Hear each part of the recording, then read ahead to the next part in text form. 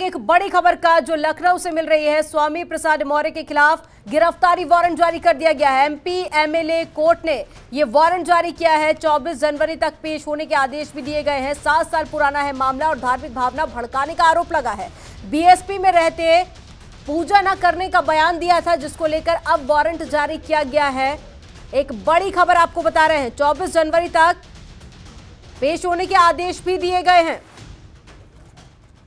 तो 7 साल पुराना ये मामला बताया जा रहा है और धार्मिक भावना भड़काने का आरोप लगा था। ज्यादा जानकारी के साथ में संवाददाता अवनीश हमारे साथ में जुड़े हुए हैं। अवनीश, पूरे मामले को लेकर क्या ज्यादा जानकारी?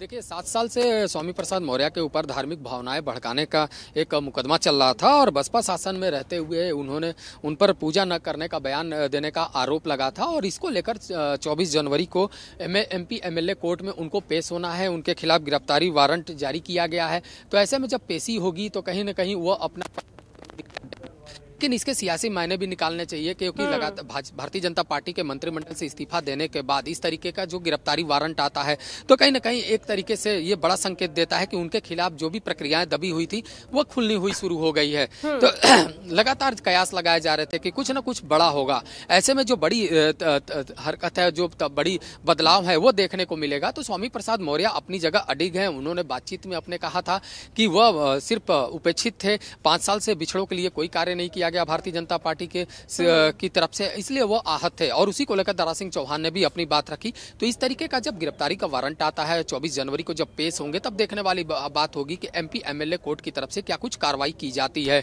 लेकिन जो पुराने मामले हैं वो पुराने मामले अब उधेड़ने शुरू हो गए। कहीं ना कहीं एक दबाव बनाने की पूरी कोशिश की जा रही है और यही होता है चुनाव में। यहाँ पर अब एक बड़ा सवाल बीजेपी पर भी खड़ा होता है कि लगातार 7 साल पुराना ये मामला बताया जा रहा है। 5 साल से वो योगी कैबिनेट में मंत्री रहे थे, उसके बाद अभी तक किसी भी तरह की कोई कार्रवाई नहीं की जाती है और कल इस्तीफा देने के बाद में आज वारंट भी जारी हो गया। तो अब विपक्षी पार्टियों को बैठे बिठाए एक मुद्दा मिल गया है।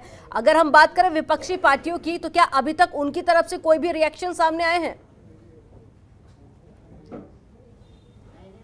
देखिए, अभी फिलहाल इस पर कोई रिएक्शन नहीं आया है, क्योंकि एमपी एमएलए कोर्ट का मामला है और मुकदमा विचाराधीन है। ऐसे में एमपी एमएलए कोर्ट को ये प्रावधान है, ये अधिकार होता है कि वो कभी भी किसी के खिलाफ उचित कार्रवाई करके वारंट जारी कर सकते हैं और मुकदमे में बातचीत करने के लिए वो उनको तलब कर सकते हैं। तो इसी तरीके का मामला स्वामी प्रसाद मौर्य के खिलाफ आया है। अब ये 24 जनवरी को ही पता चलेगा स्वामी प्रसाद मौर्य या तो कोई बयान दें इस पर, आखिर सालों बाद जो मुकदमा चल रहा था उस मुकदमे में जो वारंट हुआ है वो जारी हुआ है, उस पर उनकी प्रतिक्रिया क्या होती है, उस पर तमाम जो विपक्षी दल हैं क्या प्रतिक्रिया होती है। लेकिन जब भी कोई ऐसी कार्रवाई होती है तो नेता निकलकर सामने आता है। अब देखने वाली बात होगी जब 24 जनवरी को वो पेशी पर आएंगे तब कुछ होता है। लेकिन फिलहाल जो एमपी एमएलए कोर्ट की तरफ से ये वारंट जारी किया है, ये कहीं ना कहीं उनकी मुश्किलें बढ़ाता हुआ नजर आ रहा है। वाकई में अब बने रहिएगा अवनीश, आगे भी आपसे अपडेट लेंगे और यहाँ रुकेंगे एक छोटे से ब्रेक के लिए। आप देखते रहिए जनतंत्र टीवी। खबरों के निष्पक्ष विश्लेषण के लिए सब्सक्राइब करें Janatantra TV and press the bell icon. Never miss any update.